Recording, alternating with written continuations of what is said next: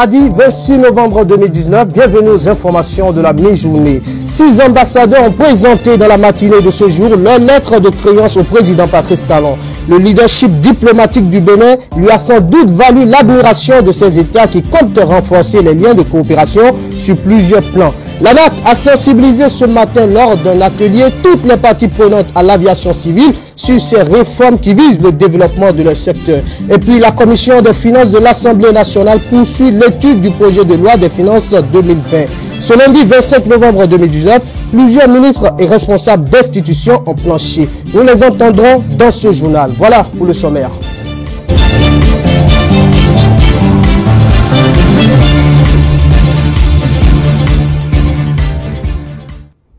Merci de nous préférer pour vous informer. Je vous le disais à l'instant, la commission des finances de l'Assemblée nationale poursuit l'étude du projet de loi des finances 2020. L'étape du passage des ministres pour l'examen de leur budget sectoriel suit son cours normal. Ce lundi 25 novembre 2019, le ministre de la Justice et celui de la décentralisation ont planché. À leur sortie des travaux, ils ont restitué l'ambiance. Suivez. Un montant de 17 milliards 319 millions 988 276. Il s'agit d'un budget qui est en accroissement par rapport à l'année dernière de 8,7% et qui nous permettra d'affronter les défis que nous sommes assignés pour l'exercice 2020. Un budget de conviction parce que ça nous permet d'aller un peu plus en avant par rapport aux résultats de l'année dernière. Nous avons en vue, par exemple, de voir s'améliorer le sort des mineurs en conflit avec la loi. Nous avons envie d'améliorer l'accès de la justice pour les justiciables. Nous avons envie d'améliorer les performances de la justice pour la rendre plus efficace. Et en cela, donc, ça comprend le renforcement de capacité des magistrats, des greffiers et de tous les acteurs de la chaîne judiciaire. Nous envisageons également d'opérationnaliser un certain nombre de formations judiciaires, notamment les chambres administratives. Nous avons en vue également d'améliorer le sort et la vie des détenus dans nos prisons. La prison doit avoir un visage humain. Et ceux qui sont à la prison sont des personnes dont les droits fondamentaux doivent être préservés. Oui, il faut dire que le montant est à peu près stationnaire. Il s'agit d'améliorer la qualité des services au niveau local. Les services qui sont rendus aux populations, c'est-à-dire au niveau des administrations communales, au niveau des préfectures. Il s'agit aussi de réaliser au niveau des communes des infrastructures qui vont améliorer les conditions de vie des populations. Nous avons plusieurs rubriques dans le FADEC, c'est-à-dire le Fonds d'appui au développement des communes. Nous avons le FADEC fonctionnement, nous avons le FADEC investissement non affecté et le FADEC investissement affecté. Ce que je viens de dire concerne le fonctionnement et le FADEC fonctionnement non affecté.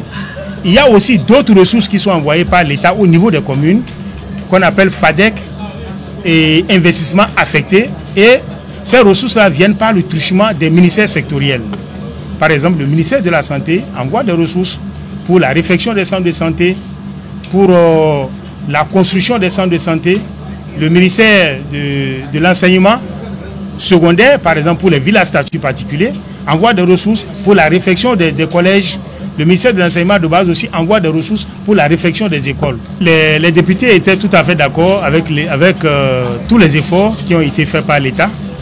Ils sont d'accord avec ce choix de l'État d'améliorer la qualité de vie des populations à la base et de donner beaucoup plus de moyens au ministère de la décentralisation et de la gouvernance locale.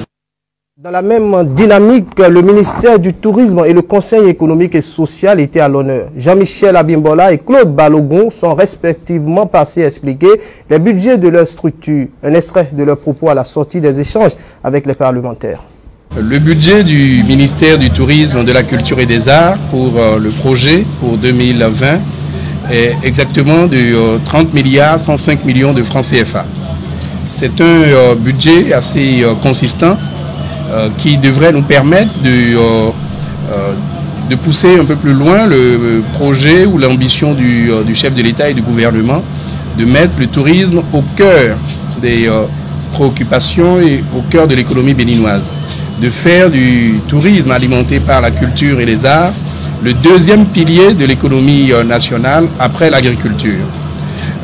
Nous allons, avec ce budget qui essentiellement à 86% est un budget d'investissement, est un budget donc, qui concerne le PIP, nous allons normalement pouvoir atteindre des objectifs clairs sur les projets phares qui sont en cours relativement à Ouida, où il y a un certain nombre de projets sur Ouida, un musée qui est sur Ouida, une marina que nous voulons créer au niveau de la porte du non-retour, une station balnéaire au niveau d'Ablékété, mais également sur Abomey, avec un musée de l'épopée des Amazones et des rois du Dahomey, mais également Ganvié, où la cité lacustre de Ganvié sera complètement réhabilitée et revalorisée. Le budget du Conseil économique et social pour 2020 s'établit autour de 1 882 894 000 francs CFA. C'est un budget qui a connu juste une petite augmentation de 1,30% par rapport à 2019. Et les députés, non seulement ils ont compris notre budget, ils ont donné des conseils forts pour que notre institution soit beaucoup plus visible. Et pour que l'institution soit visible, il y a du travail à faire à leur niveau. Ils ont promis de faire ce travail-là pour que nous soyons beaucoup plus solides, beaucoup plus percutants, beaucoup plus efficaces par rapport au bien-être et au bien-être de notre population. Je vous le disais en titre, ils sont au total 6 ambassadeurs à présenter leur lettre de créance à Patrice Talon. Le leadership diplomatique du Bénin lui a sans doute valu l'admiration de ces États qui comptent renforcer les liens de coopération sur plusieurs plans. Le point avec Isaac Adjé et Paul Estessa aussi. Honneur militaire, exécution d'hymnes nationaux et revue de troupes. C'est à travers cet accueil solennel que les nouveaux ambassadeurs accrédités près le Bénin ont été accueillis au palais de la présidence. À tour de rôle, ils ont transmis le document qui relance la coopération pour certains pays et le début pour d'autres, comme c'est le cas du Burundi.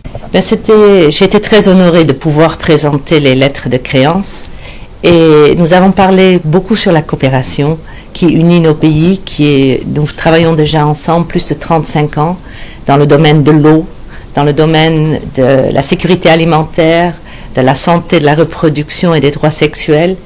Et nous avons vraiment pu échanger sur tout ce qui nous unit dans la collaboration, les défis qu'il y a sur notre chemin pour vraiment assurer un développement et obtenir des résultats dans ces domaines. Dans tout ça, nous avons aussi insisté sur les droits des femmes, les droits des jeunes, qui sont au cœur de notre programme de coopération. J'ai amené une copie d'un accord de coopération culturelle et commerciale. Donc, nous allons travailler sur la coopération sud-sud. Notre président, son Excellence, M. Pierre Nkurunziza, il a introduit une vraie coopération sud-sud. Et c'est pour cela que je suis le premier à présenter les lettres de créance et on est en train de faire dans tous les pays africains, comme ça on pourra avoir une coopération active et suivie. Le gouvernement a travaillé à hisser le Bénin au rang des nations qui forcent l'admiration des investisseurs étrangers qui comptent y venir faire des affaires. Le New Deal permettra de réaliser avec FAST le programme d'action du gouvernement sur plusieurs plans.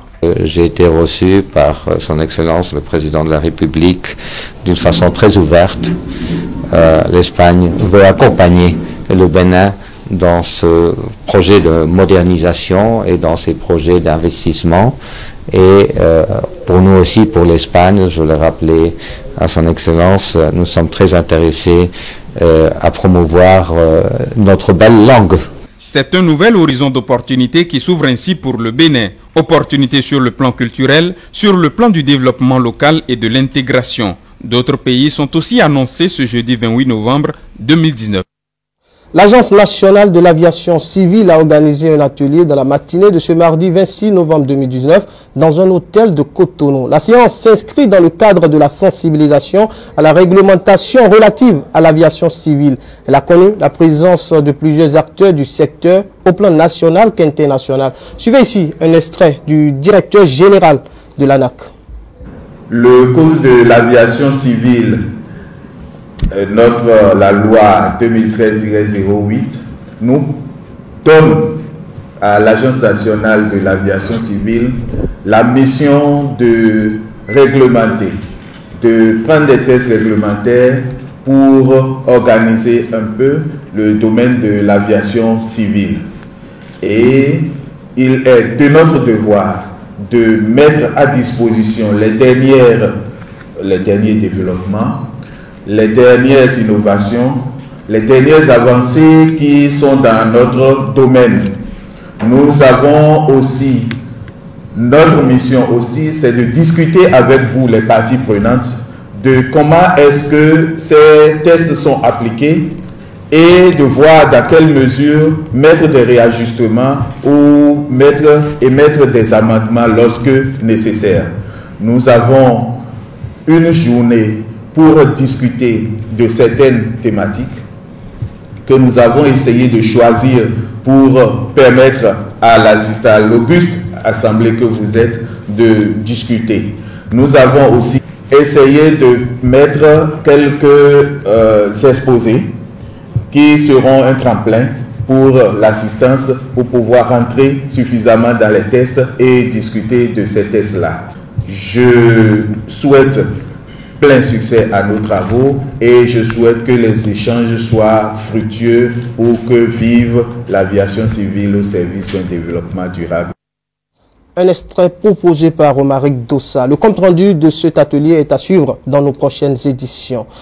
On poursuit ce journal. En séance plénière le jeudi 21 novembre 2019, les députés de la 8e législature ont adopté une nouvelle loi dans le cadre des réformes politiques. Il s'agit de la loi portant statut de l'opposition en République du Bénin.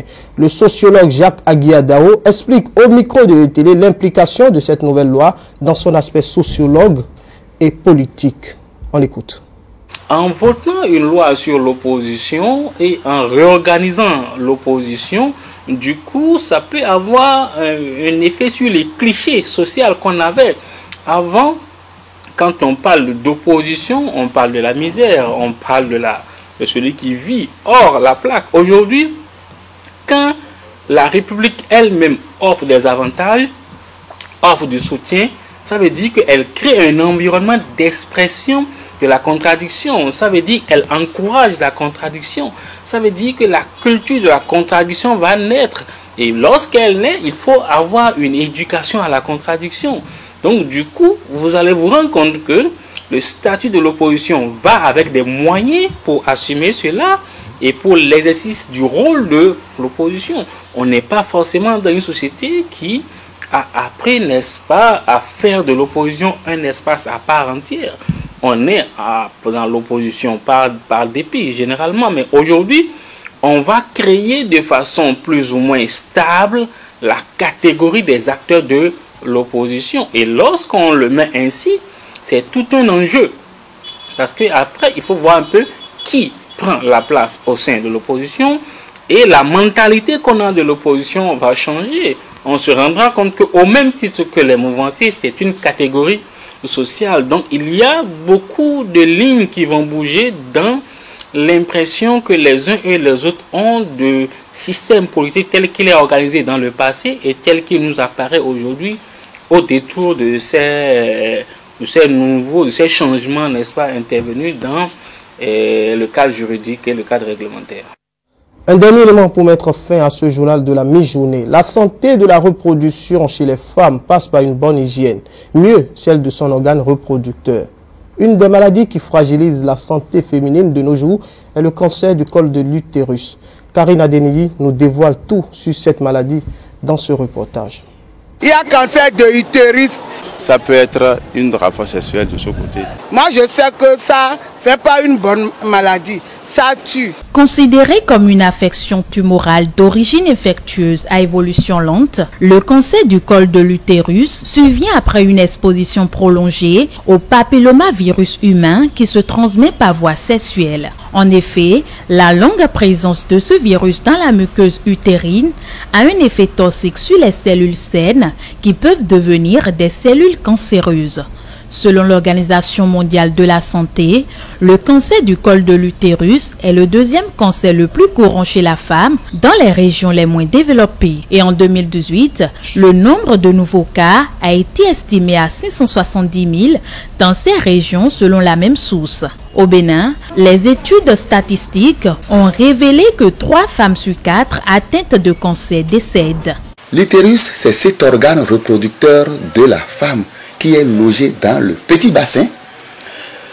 La portion supérieure est logée dans le bas-ventre, porte des tentacules, une sorte de tentacules que nous allons appeler les trompes. La partie de l'utérus qui pointe dans le vagin, qui est l'organe de copulation, est appelée le col. Donc, de tout l'utérus, c'est le col qui est exposé au dehors par l'intermédiaire du canal vaginal.